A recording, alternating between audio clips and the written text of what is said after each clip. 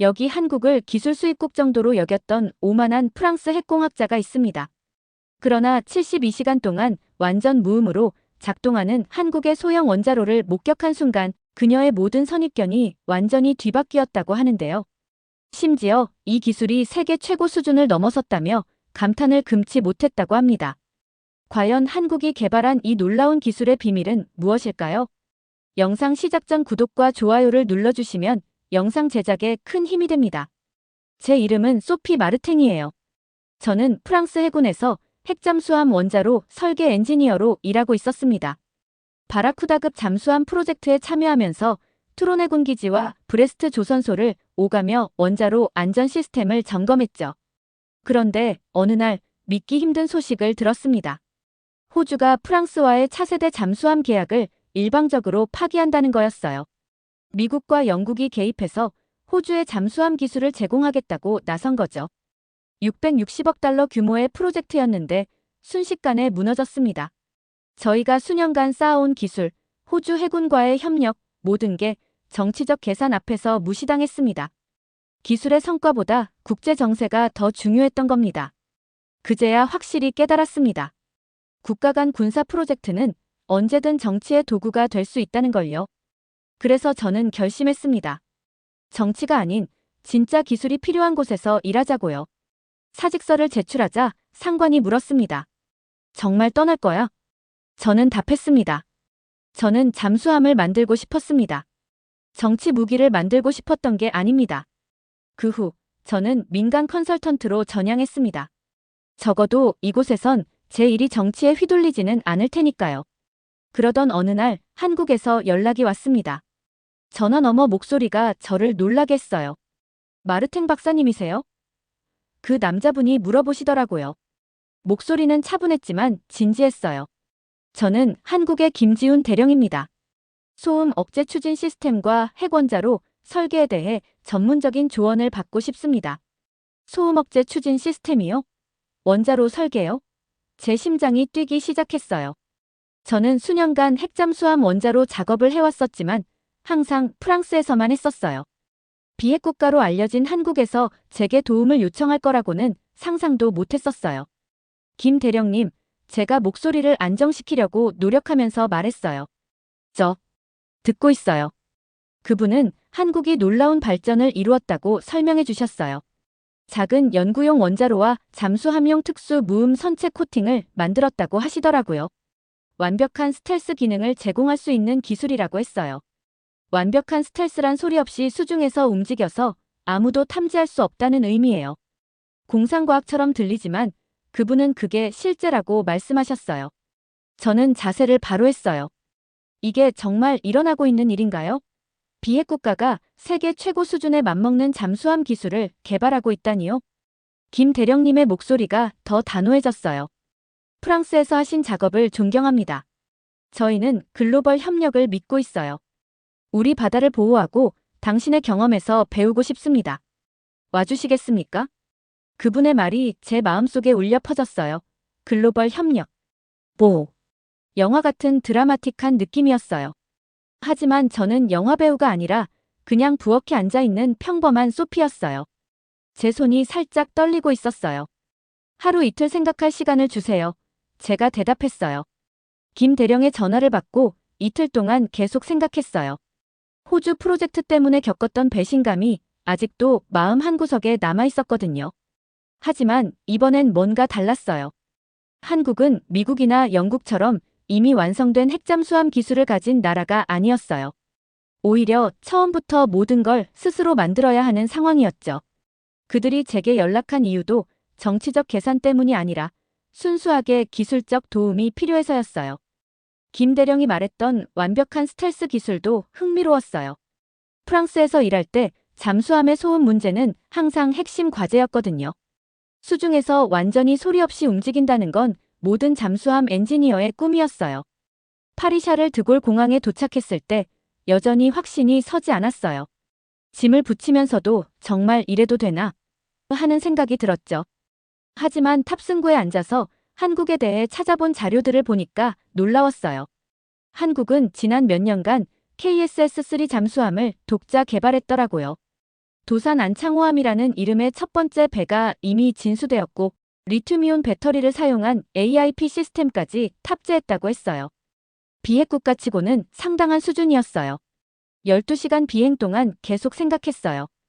호주 프로젝트에서 배신당했을 때의 분노와 좌절감, 그리고 지금 느끼고 있는 기대감과 호기심이 복잡하게 얽혀 있었어요. 인천공항에 도착하니까 김 대령이 직접 마중 나와 있었어요. 40대 후반 정도로 보이는 단정한 인상의 군인이었는데 생각보다 젊어 보였어요. 마르탱 박사님, 먼 길 오시느라 수고하셨습니다. 김 대령이 정중하게 인사했어요. 영어가 꽤 자연스러웠어요. 김 대령님, 만나서 반갑습니다. 저도 악수를 건넸어요. 공항에서 나오면서 김 대령이 말했어요. 솔직히 말씀드리면 박사님이 정말 오실 줄 몰랐습니다. 프랑스 같은 선진국 전문가가 우리나라에 관심을 가져주실 거라고는. 그 말을 듣고 묘한 기분이 들었어요. 한국 사람들이 자신들의 기술을 과소평가하고 있는 것 같았거든요. 대령님, 제가 조사해본 바로는 한국의 잠수함 기술 수준이 상당하던데요. 특히 AIP 시스템은 저희 프랑스도 주목하고 있는 분야예요. 김 대령의 표정이 밝아졌어요. 그렇게 말씀해 주시니 고맙습니다. 하지만 아직 갈 길이 멀어요. 특히 원자로 분야는. 차 안에서 김 대령이 설명해 준 내용은 충격적이었어요.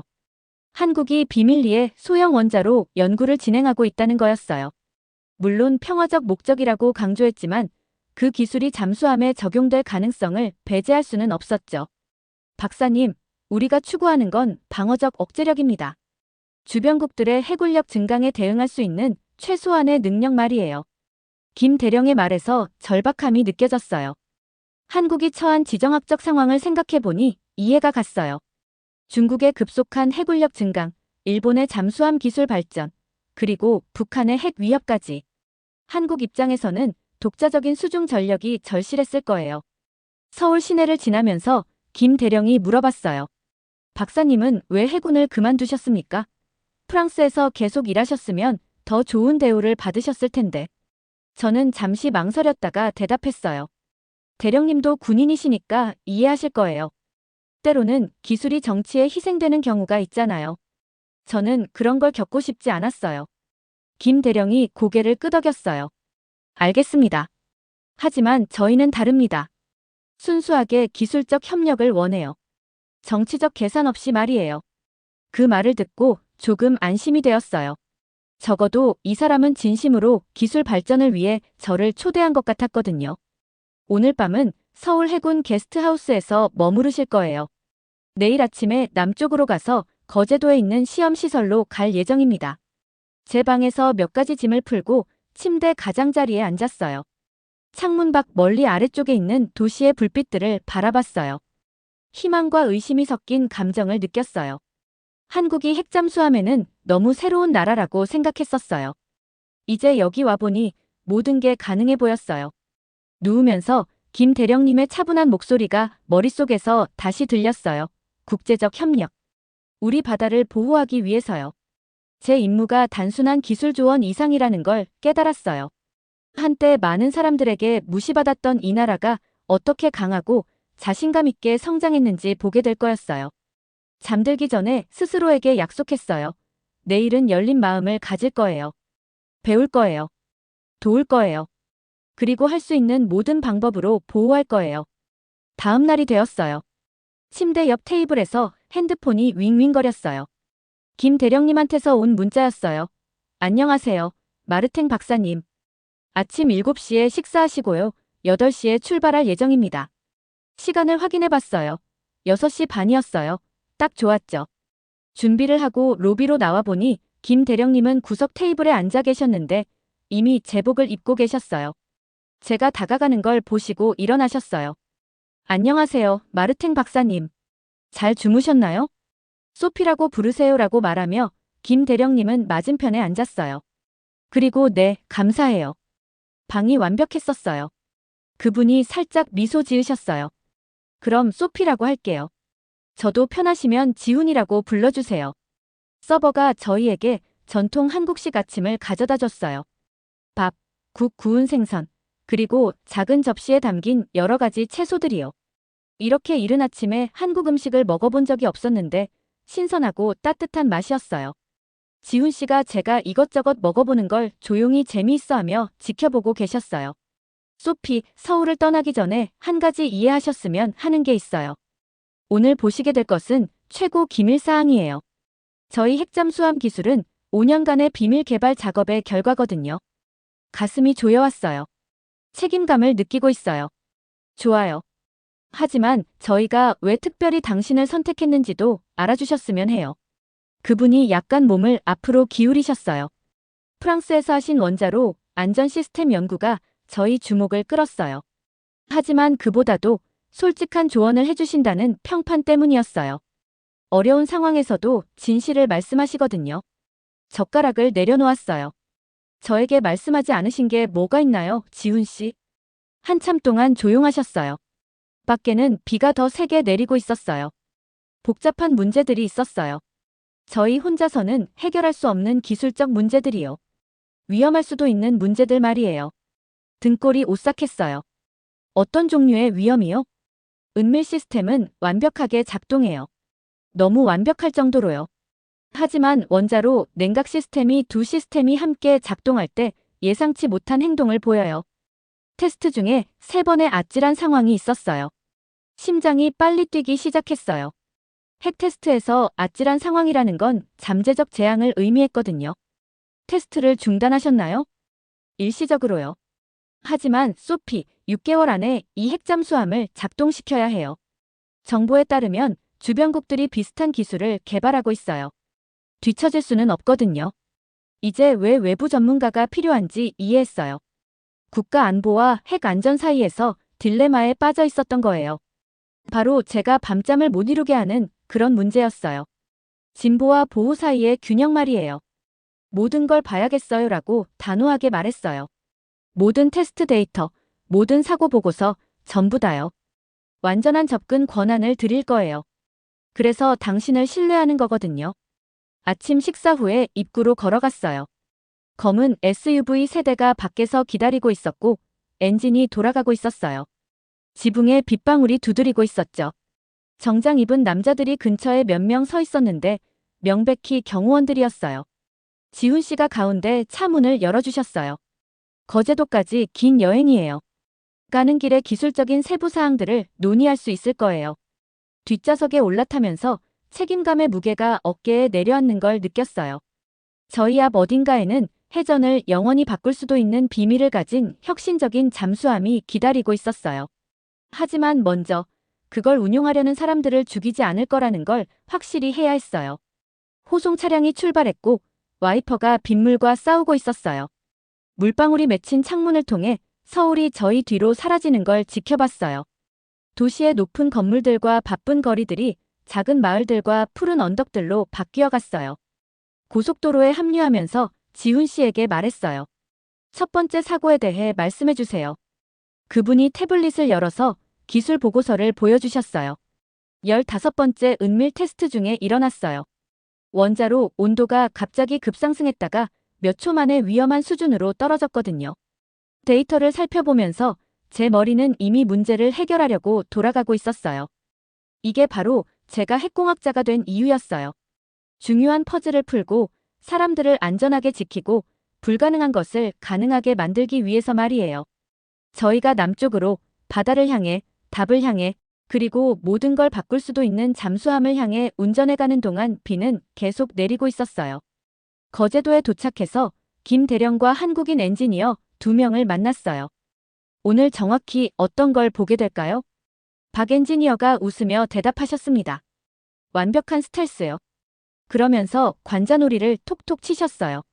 소리도 안 나고 탐지도 안 됩니다. 완벽한 스텔스. 그 단어가 머릿속에 메아리 쳤습니다.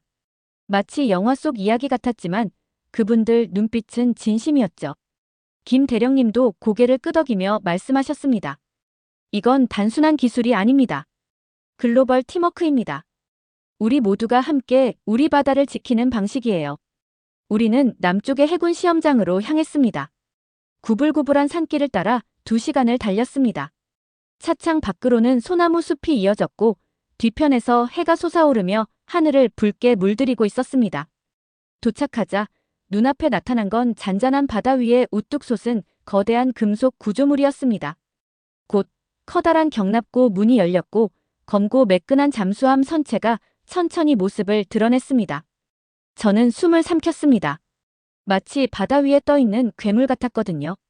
무섭고 아름답고 완벽했습니다. 관제실로 들어가자 벽면을 따라 줄지어 있는 화면들과 깜빡이는 LED 등이 눈에 들어왔습니다. 박 엔지니어가 말씀하셨습니다. 여기서 모든 걸 확인할 수 있습니다. 저는 콘솔에 앉아 헤드폰을 썼습니다. 화면 하나엔 잠수함의 실루엣이 보였고 다른 화면엔 원자로 출력 그리고 또 다른 화면에는 수중 소나 탐지 데이터가 실시간으로 표시되고 있었죠. 김 대령님이 원자로 게이지를 가리키며 설명하셨습니다. 이 원자로는 72시간 동안 아무 소리 없이 완전 잠항 상태로 작동합니다. 파도 아래서 멈추지 않고 작동하면서 국민을 보호하는 거죠. 이렇게 작으면서도 강력하군요. 제가 말했습니다. 진심이었습니다. 그 정도의 출력을 내는 원자로가 이처럼 조용하게 작동할 수 있다는 게 믿기지 않았죠. 그때 인터컴에서 이 엔지니어의 목소리가 들렸습니다. 모든 시스템 점검 완료. 잠수 시퀀스를 시작합니다.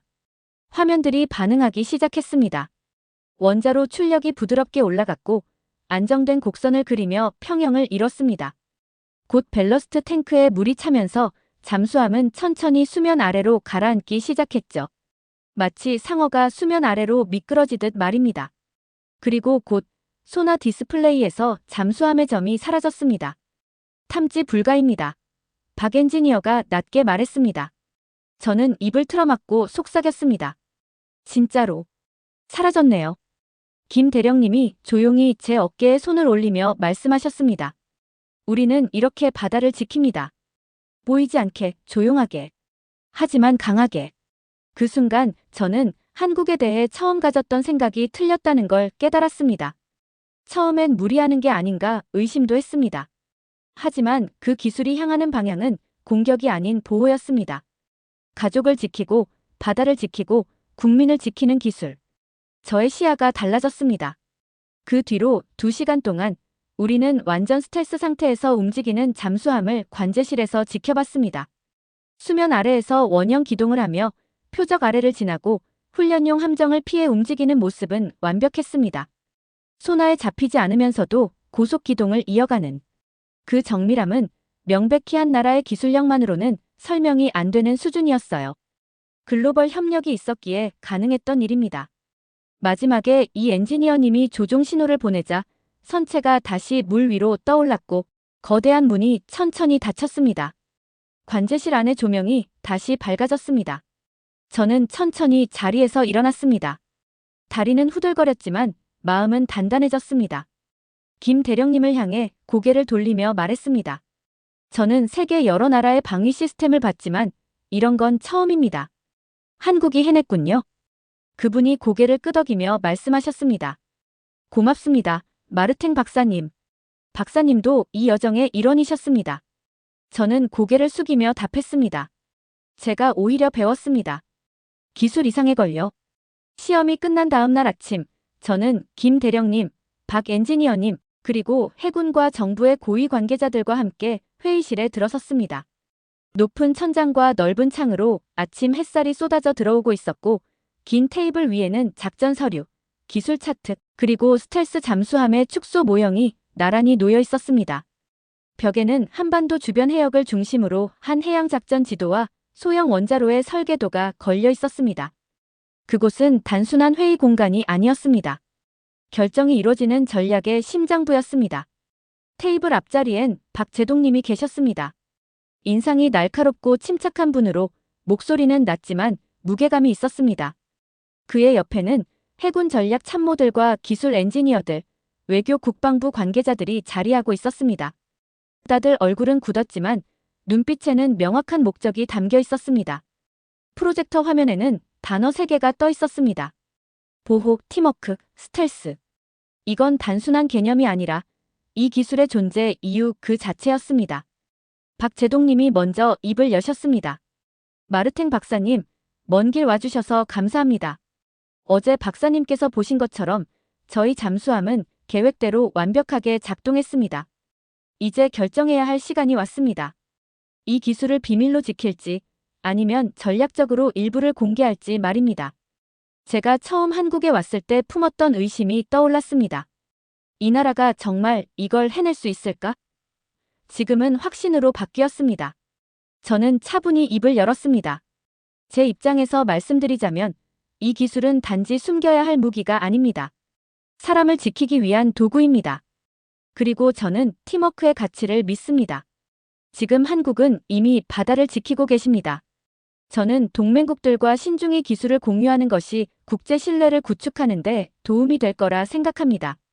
박재동님 옆에 앉아있던 이 엔지니어님이 고개를 끄덕이며 말했습니다. 박사님의 의견에 동의합니다. 저희가 연구 성과를 우방국에 공개하면 한국의 기술에 대한 인식이 바뀔 것이고 공동방위체계 역시 강화될 겁니다. 그때 정부 측 한 관계자가 조심스럽게 손을 들었습니다. 그렇다면 설계 정보가 유출되거나 모방될 가능성은 없습니까? 저희의 스텔스 개념은 은밀함에 의존하고 있습니다. 저는 고개를 끄덕이며 확실히 말씀드렸습니다. 맞습니다. 스텔스는 은폐가 생명입니다. 하지만 과학적 성과, 예를 들면 72시간 지속 가능한 소형 원자로의 열 차폐 기술이나 선체 소음, 저감 코팅 같은 정보는 원칙적으로는 민간 기술로도 활용 가능합니다. 전 세계 잠수함 안전성과 평화적 운용의 기준을 한국이 제시할 수 있습니다. 회의실이 조용해졌습니다. 박재동님이 천천히 주위를 둘러보시더니 단호하게 결론을 내리셨습니다. 좋습니다. 군사작전 관련 정보는 철저히 비공개로 유지합니다. 대신 기술적 성과에 대한 부분은 요약 정리하여 우호국과 공유하는 방향으로 추진하겠습니다. 그 말에 저는 가볍게 숨을 내쉬었습니다. 한국이 이제 전 세계의 기준을 제시하겠구나라는 생각이 들었습니다. 과거에는 이 나라를 기술 수입국이라 생각했지만 지금은 누가 봐도 기술 선도국이었습니다. 바로 그때 제 휴대폰이 진동했습니다. 발신자는 프랑스의 자크. 긴급. 지금 당장 파리로 복귀 바람. 총리실에서 즉시 보고서 제출 요청 중. 심장이 내려앉는 기분이었지만 곧 마음을 다잡고 조용히 말했습니다. 잠깐 실례하겠습니다.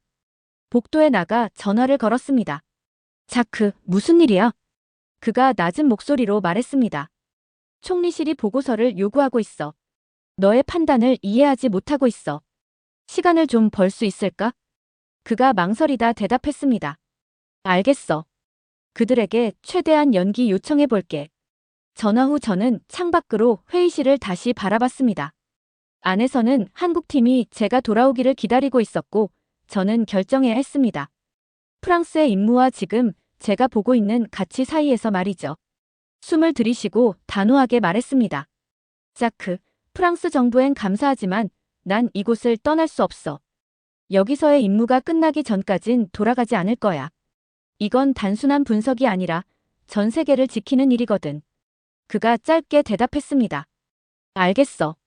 조심해. 그 후 회의는 구체적인 협력 방안으로 이어졌습니다. 기술 워크숍 개최, 원자로 안전 운영 가이드라인 공유, 그리고 조용한 방어를 위한 기술적 접근이라는 국제 연구 논문 발표 계획까지 구체적으로 정리됐습니다. 제가 회의 내내 반복한 말은 하나였습니다. 팀워크가 우리 모두를 보호합니다. 회의가 끝나고 박재동님이 자리에서 일어나 말씀하셨습니다. 박사님, 진심으로 감사합니다. 오늘 박사님 덕분에 한국은 물론 우방국 모두가 더 안전해질 겁니다. 저는 고개를 숙였습니다. 한 나라만이 아니라 세계가 함께여야 평화를 지킬 수 있습니다. 그날 오후 숙소로 돌아가는 길. 햇살이 따뜻했고 바다는 조용했습니다. 제 휴대폰이 다시 진동했습니다. 프랑스 자크의 메시지였습니다. 보고서 제출 연기 승인. 나중에 복귀 바람. 저는 짧게 답장을 보냈습니다. 감사합니다. 여기 임무를 완수하고 돌아가겠습니다. 한국을 떠날 날이 성큼 다가왔습니다. 그날 아침, 저는 짐을 정리하며 마음을 다잡고 있었습니다. 아쉬움과 동시에 어떤 사명감이 공존하는 이상한 기분이었습니다. 잠시 뒤, 김 대령님과 박 기술자님이 게스트하우스에 찾아오셨습니다. 복도 한편에 나란히 서 계셨고 손엔 전통 한지로 포장된 작은 상자를 들고 계셨습니다. 포장을 열자 정교하게 조각된 목재 잠수함 모형과 한국 동해안을 그린 수묵화 화첩이 나왔습니다. 감사합니다. 저는 짧지만 진심을 담아 말했습니다. 평생 잊지 않겠습니다. 박 기술자님은 담담하게 웃으며 말씀하셨습니다. 박사님은 저희 고향을 이해해 주셨습니다. 이제 박사님도 저희 팀의 일원입니다. 그 말에 저는 짧은 침묵으로 화답했습니다. 처음 파리에서 전화를 받았던 그 순간이 떠올랐습니다. 그때 저는 한국을 작은 기술 소비국 정도로 여겼습니다. 그러나 지금은 압니다. 한국은 자력으로 첨단 기술을 구축하고 전략적 판단을 통해 국가를 보호할 수 있는 능력을 가진 나라였습니다. 공항에 도착하자 익숙한 장면들이 펼쳐졌습니다. 가족들이 포옹하고 출장을 떠나는 직장인들, 짐을 끄는 부모와 장난치는 아이들. 그 속에서 저는 조용히 게이트를 향해 걸어갔습니다. 한때 제가 평가절하했던 나라.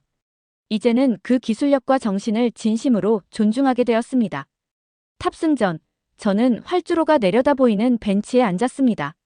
그 순간 휴대폰이 울렸습니다. 박재동님의 메시지였습니다. 안전하게 돌아가십시오. 한국은 언제나 박사님을 환영합니다. 저는 간단히 답장을 보냈습니다. 감사합니다.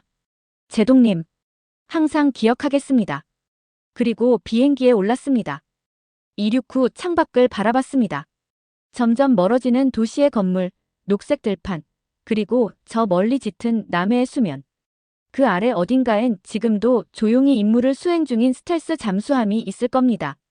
그 안에선 소형 원자로가 일정하게 열을 뿜고 있을 것이고 무소음 추진 시스템이 정해진 궤적을 따라 움직이고 있을 겁니다. 누구에게도 들키지 않지만 모두를 지키고 있는 존재. 그 자체가 한국의 방위 전략이었습니다. 기내에서 저는 노트북을 꺼내 논문 초안을 쓰기 시작했습니다. 제목은 조용한 방어를 위한 원자로, 설계와 국제적 활용 가능성. 핵심 내용은 명확했습니다.